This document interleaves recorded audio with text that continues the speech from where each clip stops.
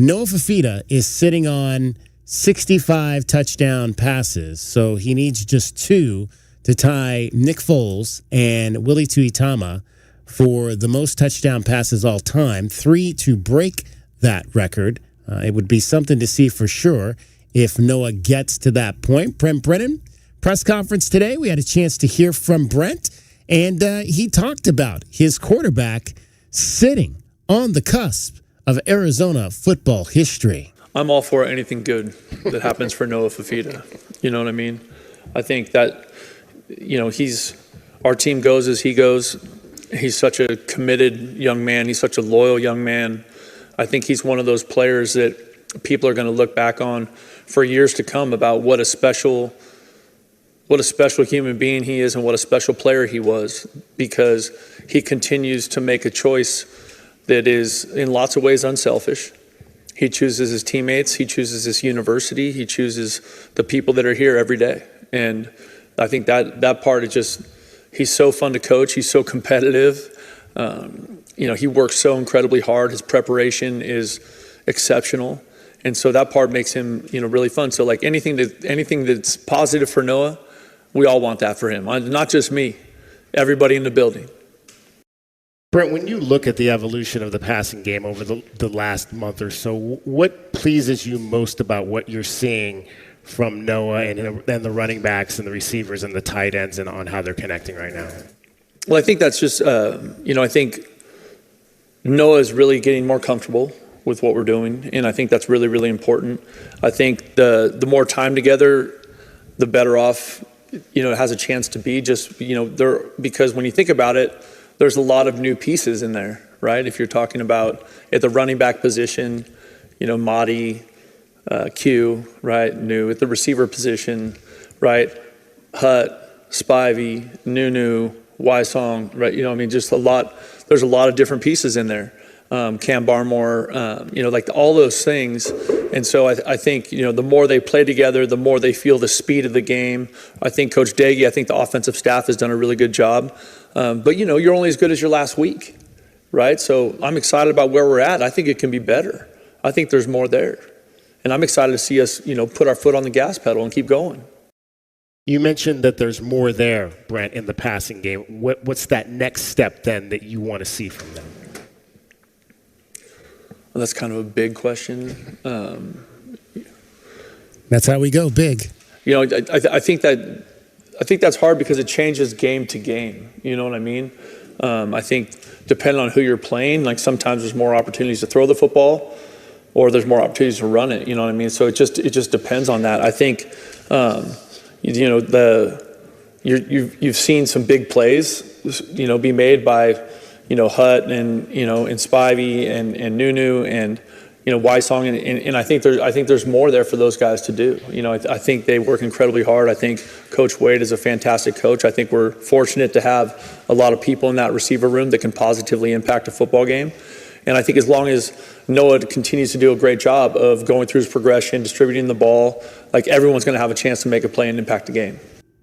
Well, there you go. That is the head coach of your Arizona Wildcats earlier today, talking a little bit about Noah Fifita, talking about this pass offense that the Wildcats have clicked on. And again, I thought he made a great point there, and it's something that we've been talking about on this show. I mean, there are a lot of different pieces. There are a lot of moving pieces to this offense from the very beginning. New coordinator, new wide receivers for the most part. I mean, Jeremiah Patterson and Chris Hunter were the only players coming back in terms of the pass part of this. Sam Olsen obviously was there last year as well, so we'll throw him into there. And Kean and Tyler were there last year as well, but they obviously left very early on with injuries.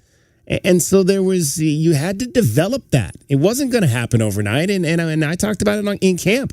It's going to take time for this offense, and that's why they were getting their ass kicked every day in camp, because they were still figuring out what Seth wanted from them. They were still figuring out each other, and that was clear.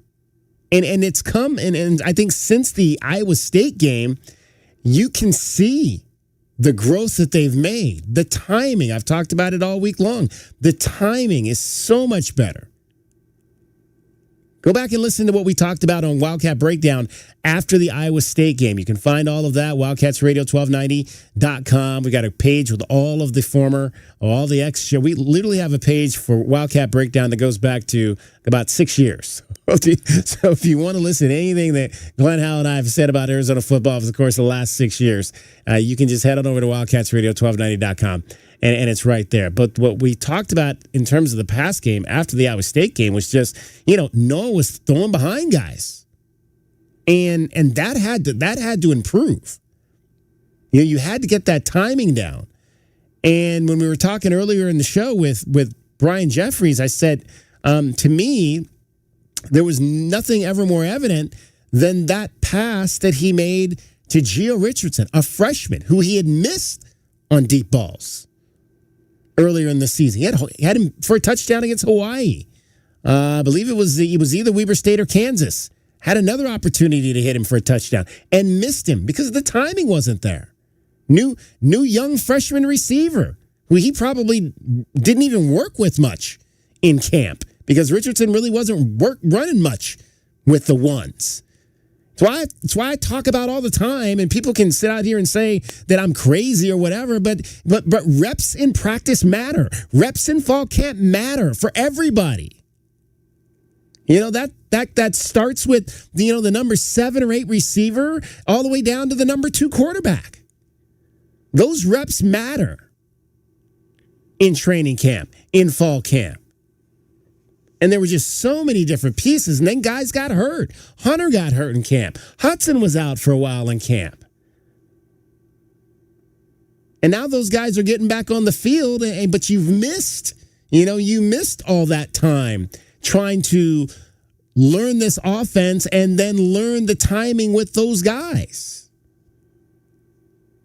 And it's taken a while, but it seems like right now, at least over the course of, I'd say maybe the last 3.5 games, I mean, they started getting it in that game against BYU, but it's also like Brent said, there are going to be games where maybe we run the ball a little bit more than we pass it. But clearly the last 2 games, the timing has been there. The ball he threw to Trey Spivey at Houston, that Trey went down at his knees and grabbed and turned that into a touchdown. And I said to Glenn Howell earlier in the week, the play to Gio reminded me of that play to T-Mac at ASU 2 years ago. When Noah threw it between 4 guys. There were 4 defenders. They were in a triangle, and he threw it right in the middle of the triangle. That was, to me, that's the signature play. Go back and watch that ASU game from 2 years ago up in Tempe. It was a first half play.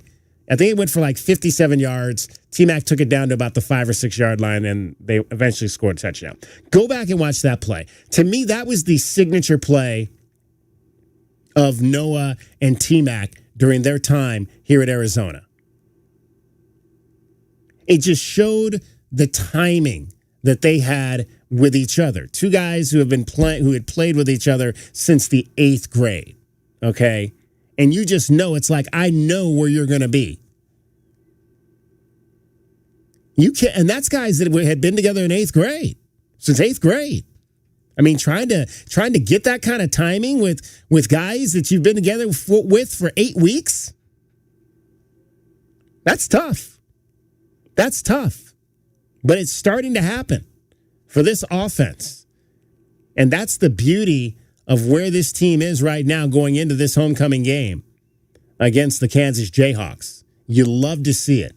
You absolutely love to see it. We said 2 years ago, man, if this kid stays, he's going to be the most decorated passer in the history of this program. And he's made that decision to stay, and he is going to be king of the record books when his time here at the University of Arizona is done.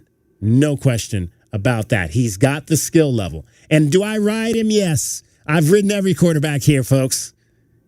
I've ridden every quarterback. I've been doing this for 18 years. I rode Nick Foles. I rode B.J. Dinker.